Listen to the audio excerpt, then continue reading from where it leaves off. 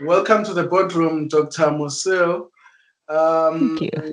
you guys have been doing pretty great things as usual in the entrepreneurship space.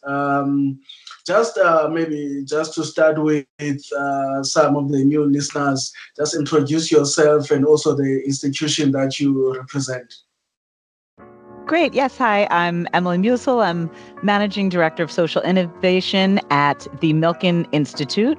We are a global, nonpartisan, nonprofit think tank, and we look to combine resources, financial, personal, whatever people need to be able to have a full and meaningful life. So we help build pathways, make connections for people across the globe. Yes. Also, you guys, you just launched the Milken Manufacturing Prize. Take us through that and why it was necessary to have this particular prize for the manufacturing. Sure, great. Should I introduce the Milken Motsepe Prize program first, just so people have a context a little bit? Yes. Okay. Just in case you all missed, last time I was very excited to be able to be on this show where we were talking about our Milken Motsepe Prize in FinTech. But to introduce people who are new to the Milken Motsepe Prize, the Milken Institute partnered with the Motsepe Foundation back in 2021 to create an innovation program where every year we announce a different challenge. These challenges are open to anyone in the world, entrepreneurs to try to solve challenges. There are $2 million, that's US dollars, in prizes each year. And all of the solutions have to show that they work on the continent of Africa. So we had, the first one was in agritech, and we had 16 African countries. The second was in off-grid, sustainable green electricity. And the most recent $2 million prizes that we just awarded in May was in FinTech. So that was the Milken Motsepe Prize in FinTech.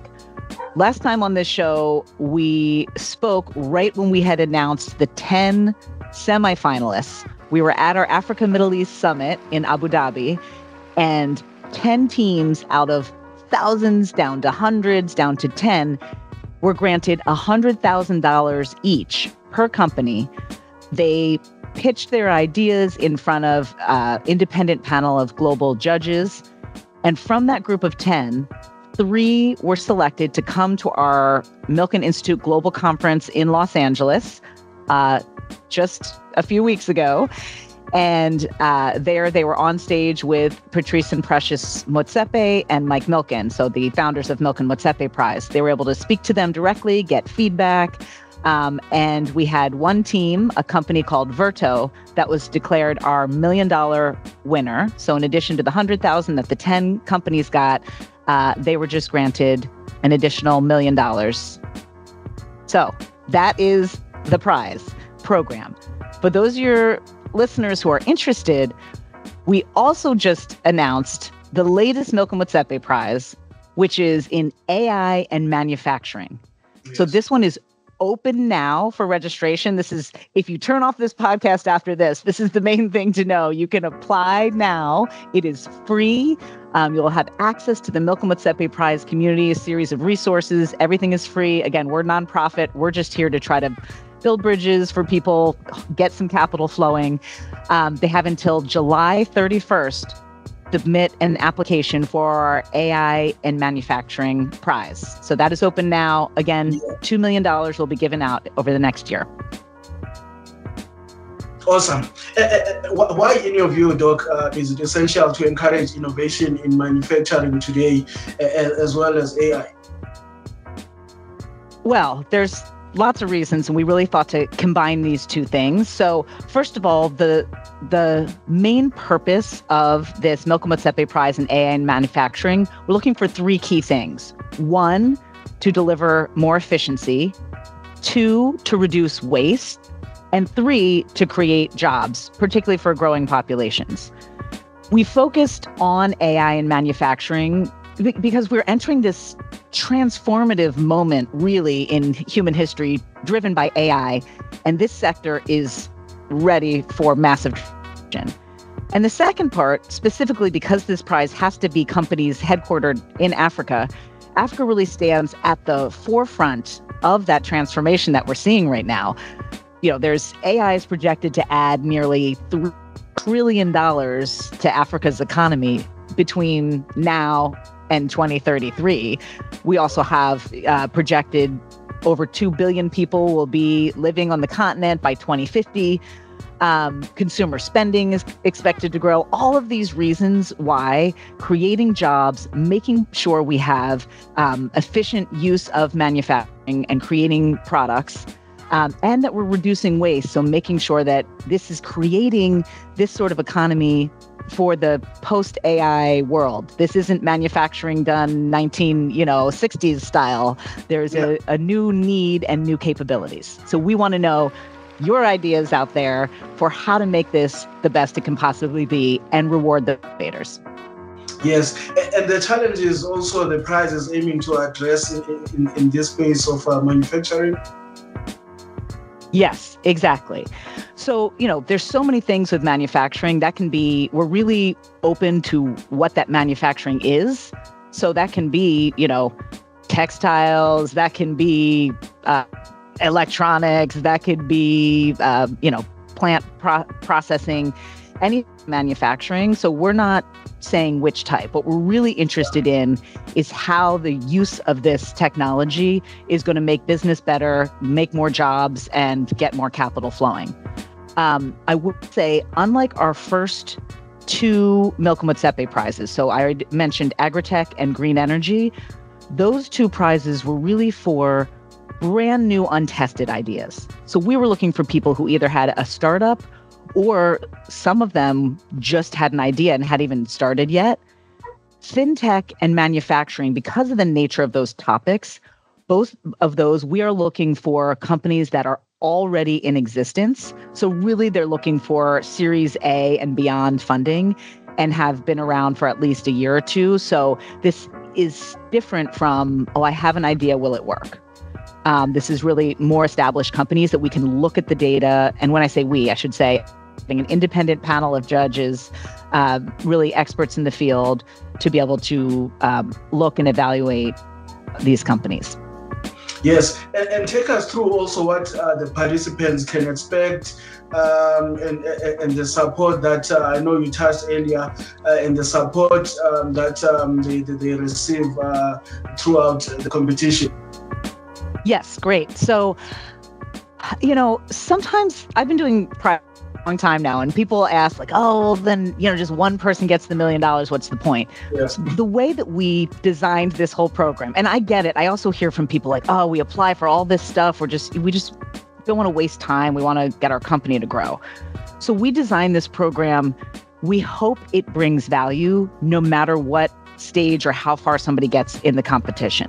So there's things like, first and foremost, people would be joining our prize community. As of yesterday, we just surpassed 10,000 users in our prize community. And this is from over 127 countries around the world. There's a series of resources there. We also offer other sort of like webinars, connections to people. And I'm excited to announce here, this is actually breaking news. We haven't announced it on any other program yet, that we are expanding that prize community because it's now gotten to be so many people that we were like, we have an opportunity and an obligation as a nonprofit to say, what more can we do? Especially because the prizes are now going for companies that are more established. We want to make sure that we'll be launching a series of smaller challenges, other engagements. We're looking at having ambassadors in different parts of the world. We're sitting here in Washington, D.C. in the U.S., and we want to make sure we have people who are, sitting wherever they may be, in Abidjan or Nairobi or Singapore, other places in the world, who are then saying, here's what's happening in the local community and helping entrepreneurs so we can support them in connecting to things there. So that's going to be one thing you're seeing in the next year. That's brand new. The other thing, for those who do get further along in the prize program, for our winners, we're going to be launching our accelerator program in the next year. So that is already people get access to investor people in front of investors as they go along in this competition. But we want to make sure that people who get to our winner circle, our finalists, really have these continued investment in them, helping them scale. It's not just, here's your trophy, here's your money, best of luck. So those are two ways on the front end and the back end that we just want to increase and grow and support as many entrepreneurs as we can. That's the spirit of this Milken Motsepe Prize program, is global entrepreneurship, getting new ideas, supporting entrepreneurs who are out there changing the world. Awesome, Doc. Thank you for announcing that, and I think it's a pretty magnificent innovation from you guys, because sometimes the mentorship and that engagement, the network is also just as important for entrepreneurs also starting up in the business space. Tell me also, how do you see this manufacturing prize impacting economic growth and job creation? Sure. I mean, well, part of the reason we went for this one was specifically around job creation and economic growth. So the idea is we really want to see how people are revolutionizing how goods are made, how they're moved, how they're consumed, really creating all these opportunities to reshape and expand global supply chains. So AI in manufacturing really allows it to go from something hyper-local, which is really important, but go beyond that. So how can we really connect all these markets? If I may, I actually want to connect to the grand prize winner that we just had for our Milken Motsepe Prize in fintech. So the company Verto that won the grand prize. Yeah. The thing that really set them apart, we had really outstanding companies. So I encourage everybody to go look at all the companies, particularly our 10 semifinalists and our 3 finalists. I'm happy to talk to you about them. But for Verto, the thing that set them apart was that they bypass traditional cross-border payments. So they do these business-to-business cross-border payments that are 49 different currencies. 12 of them are African currencies that are direct currencies, as opposed to traditionally you go up, it's linked to, say, the US dollar. That takes time. It takes intermediaries, more money, as opposed to just saying, we want to do business across borders. And, if it's within in the African continent or anywhere around the globe, as opposed to having all these extra steps. It's cheaper, it's faster, makes business more efficient. So we're thinking about all of these steps sort of as we go along. We're like, okay, so somebody can now do business, they can have these financial transactions set up cross-border. And then if you have these new increased supply chains, you have, more efficient manufacturing for people to do trade, it's all linked. All of these things go together, not to mention your green energy. We know where there's, rolling electricity, isn't always consistent. People are trying to do business. If you have off-grid electricity that works, you can also set up your business and enough electricity to really go whatever's happening on the grid. And then, the first one in agritech is both, of course, people need food and nourishment to be able to study in school, do their best, but also that's a major business right there. So agricultural trade. So all these things, we really are seeing it like one step at a time, but how can we help support those people out in the world, particularly across so many countries who are doing these amazing innovations that are changing lives. We follow up with all of our companies. There's over 1 million lives touched outside of this program just by what our entrepreneurs are doing that we can track. So there's probably more than that.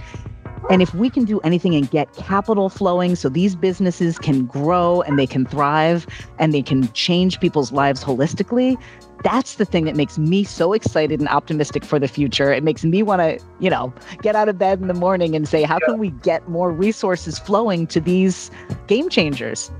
Yes, wonderful, man. And talk to these public-private partnerships. What role do they play in the success of initiatives like the manufacturing prize? we don't tell people what we think they should or shouldn't do. So we really want our entrepreneurs they know best and they know what's working for them. So in certain contexts, it will be really helpful for companies to have public-private partnerships. That's not necessarily true for every business everywhere. There's lots of different types of capital. So what we see our role is to say, okay, we can help show some models of things that work, all different types of ways that capital can flow. It could be, sometimes it starts with a catalytic philanthropic capital. Sometimes it is public money. Sometimes it's straight private. Sometimes it's angel investment, impact investment. Sometimes it is these large scale public private partnerships. So what we hope is that somebody has an idea and somebody has a business and they just say, I just want to make this happen. Yeah. Any way that we can open doors and windows, bridges, we're to say, this is what you should do. We're here to say, tell us what you need, and we're going to do our best to try to connect you.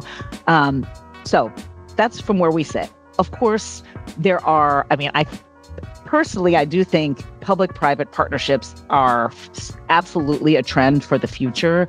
I think there's real increase in corporations thinking about how they might want to invest in infrastructure and other things, particularly for global supply chains. So certainly, I think there's tons of innovation in that financial model.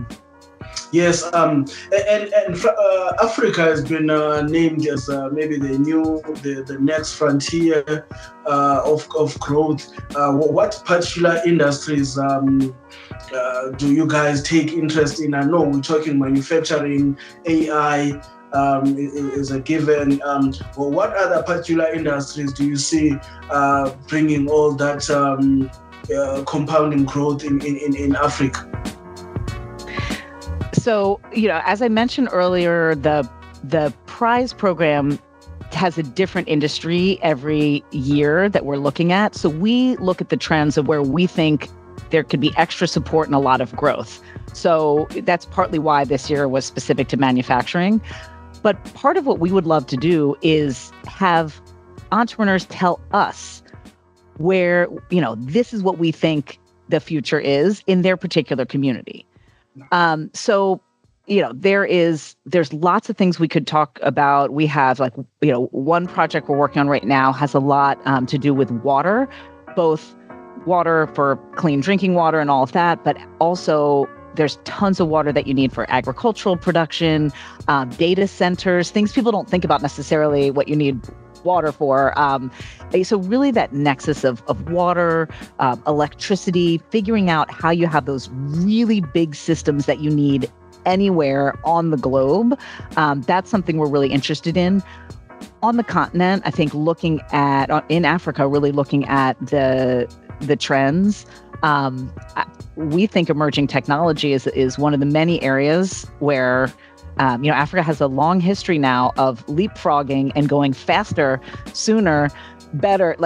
We didn't just do a fintech competition without everybody bringing up M-Pesa, for example. That was far before other parts of the globe were using that financial technology. So I think Africa's already leading the way in many industries. Yes, and also with this wave of entrepreneurs that were competing for this prize, what was particularly interesting for the judges and all of you guys involved with this wave of entrepreneurs? What was that point of interest that you guys were like, wow, yeah. Even going forward, it gives you that oomph to say, you know what, we're making a difference in the communities. Was there a story like that?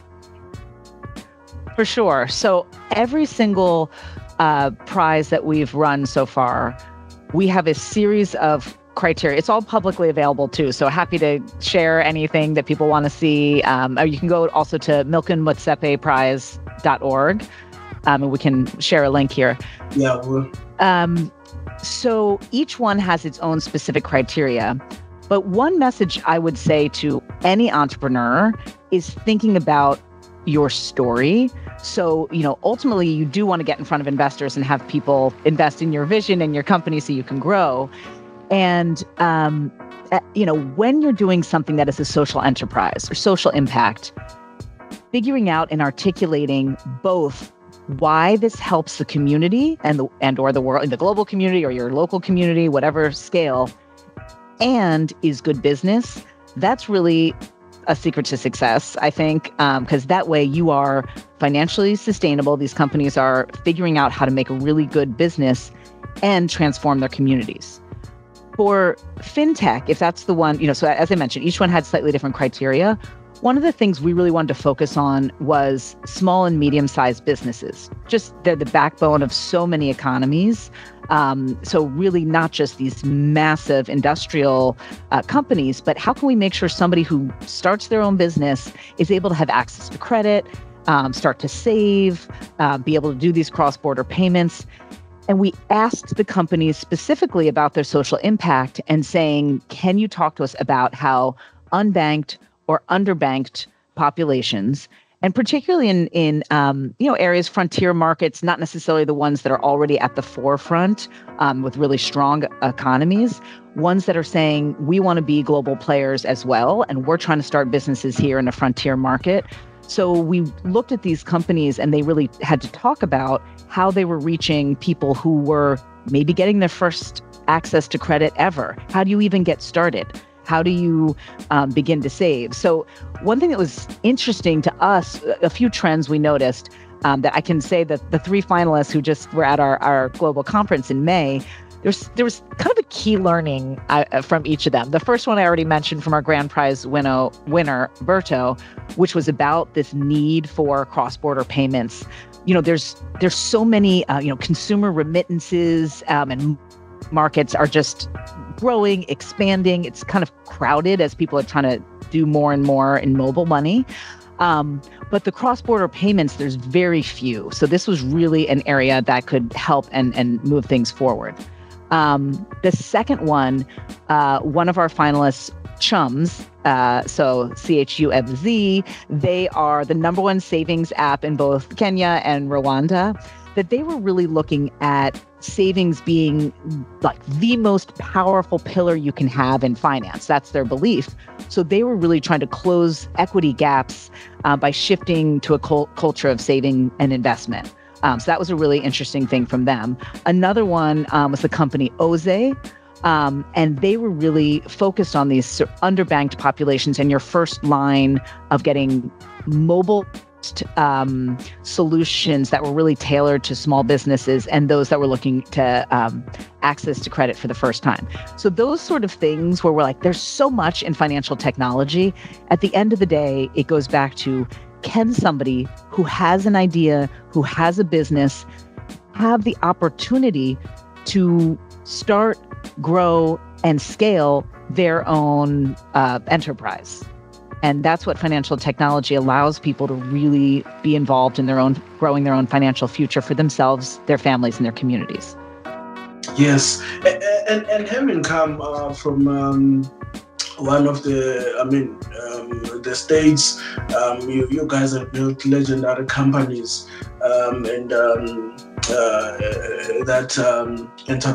entrepreneurs.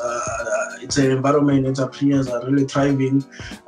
What would you say becomes the core of these companies that last 100 years or even more? Oh, I love this question. That's so good. Yeah. I think what we have seen, companies that are really successful are ones that are constantly scanning, looking at trends, growing, and aren't stuck in one thing. We, human beings, are constantly growing and changing. The geopolitical environment is changing. Consumer demands change. Technology changes. All these different threads of things. And if you're not constantly scanning as a business and a company, looking at, the startups that you may say, oh, they're small, they're not a competitor to me. You look and see why maybe another generation wants something different than a certain generation, or they have something. And if you're not innovating and constantly saying, this is all the way we can look at what's happening across the world, and this is how we need to innovate and change, then you're going to be a dinosaur. So the ones that have the power to stay are constantly changing. this is where I would say for entrepreneurs out there is a spirit to entrepreneurship. It's not just I'm starting a company one time. It is the mindset of, I believe there's a better way to do this. I believe we can build something more. I believe we should, partner with these people or do this or use that tech. And hey, what if? What if this? What if that? And it's having the courage to try things and just look at, something not as a failure, because every entrepreneur you talk to will mention at some point some horrific failure, or many that don't end up really being failures though. It is, I learned from that to do this. So it's that not giving up. And I would say the best and most successful companies and the entrepreneurs who started them are always doing that. So that mindset that you're fostering now, and we want to do more with youth, really getting people into that mindset for life, is something no matter how successful you get, you still have that entrepreneurial mindset that is going to help you grow, stay in the game, and create the best things. Yes. Talk to also, Doc, just a few last questions. Talk to also daily habits, daily rituals and routines. How important is this in entrepreneurship and also self-development? Okay, I'm going to say something contradictory in response. Yeah. One is, there is lots of research to show that having routines helps you. It helps with creativity when you're not worried about all these different things. So have as many systems as you can. I would say within this, also things like sleep, getting good food, managing your stress, exercise, all those things, that the healthier your body is, the healthier your mind is. And you need your mind sharp, I would say, for entrepreneurship.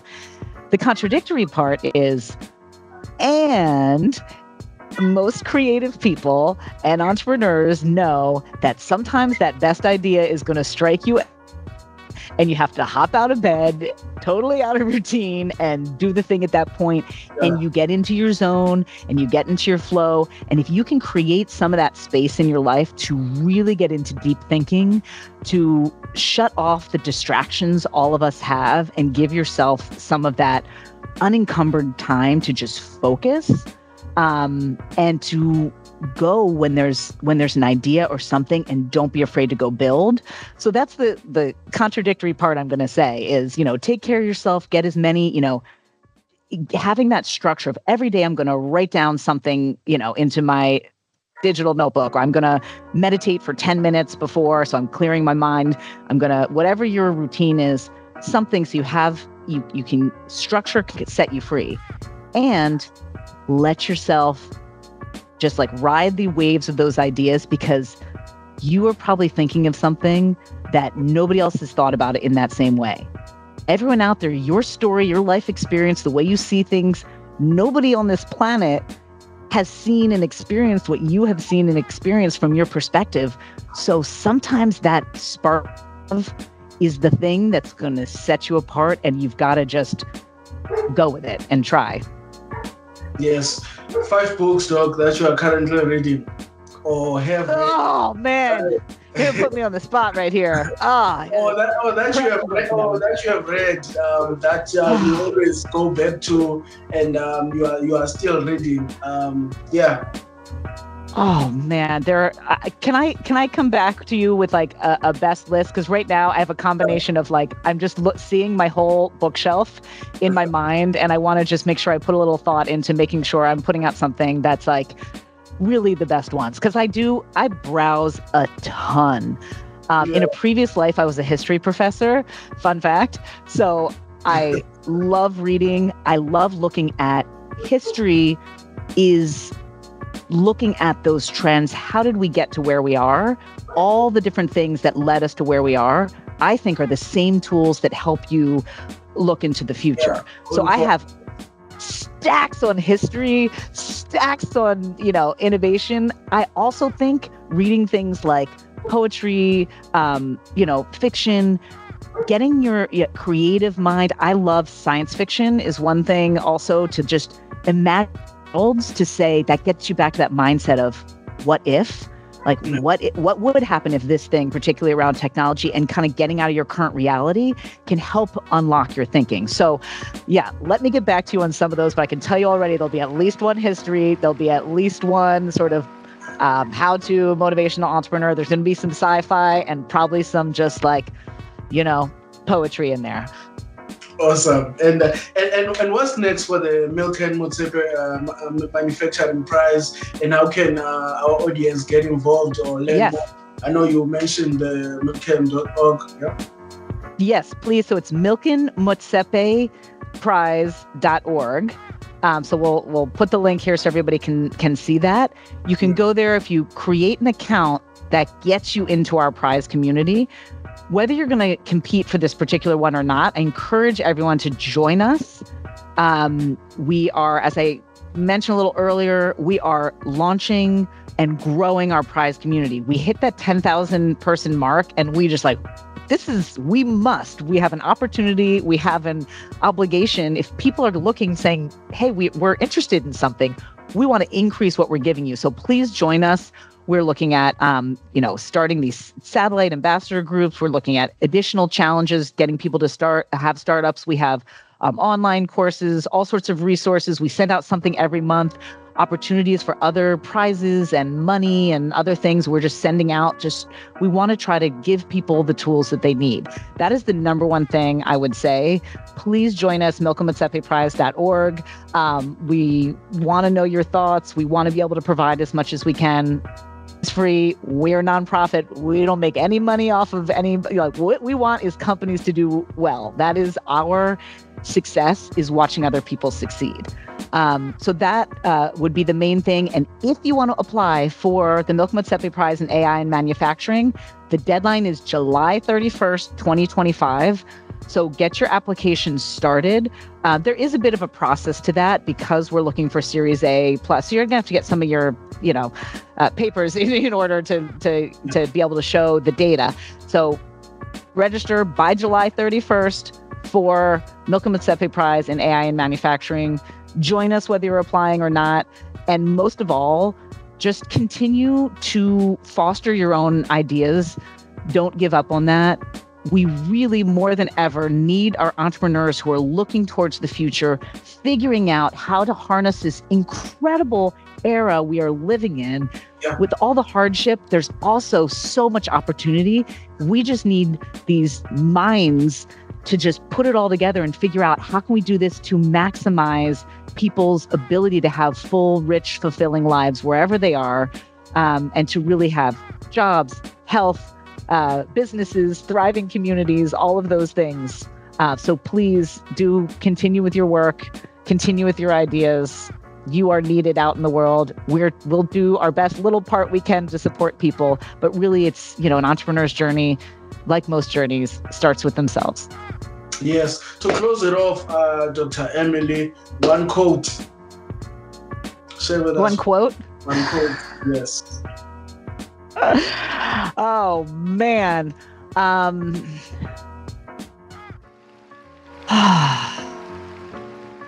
don't have one particular quote. I don't have my phone with me right now. I have a notes app where I put motivational sayings. And when I have a moment that I need one, I go in. So as I go out and I listen to people, I have quotes from famous people, from books, all of that, of course, like many of us do. But sometimes the best little nuggets of inspiration I find come from, honestly, my children, and just people I talk to out in the world. So I would say, rather than having one guiding quote, because again, it's like when you asked me about the book, I'm like, I have 100 quotes in my mind right now. I would say, listen to the people around you and find the quote that resonates with you. There are messages around us all the time. And I think we all know sometimes there's a certain something we need to hear. And that's going to be different for everybody. So what resonates with me today may not be the same thing that resonates with you. But I think if you listen to the communities and people around you, there's going to be something that feeds your spirit to keep you going. And it gets you in also that practice of listening and responding, that I think this may sound a little like, I don't know, new agey, but I think that's something that actually is really important for businesses. Like when you asked what makes businesses stay a long time, it's listening, responding. So yeah, stay attuned, keep finding the things that feed you, keep going, and join us on milkenmotsepeprize.org. Yes, because I was talking to myself and just in that space you completely bit impatient about certain things and your own inner complaints, and my answer was go harder. That's what I wrote in my journal. No, just go harder. It will all fall into place. So yeah, you're right. Every other day, something else will speak to you and encourage you. Dr. Musil, thank you so much for joining us. Thank you so much. We appreciate you, and we hope to touch base with you. Thank you for the thoughts you brought to the show and the work that you're doing with the Milken Institute. Thank you so much. Thank you so much for having me back, particularly a second time. It's such an honor. I really appreciate it. Thank you. Thank you so much. Alrighty. Bye-bye. Bye.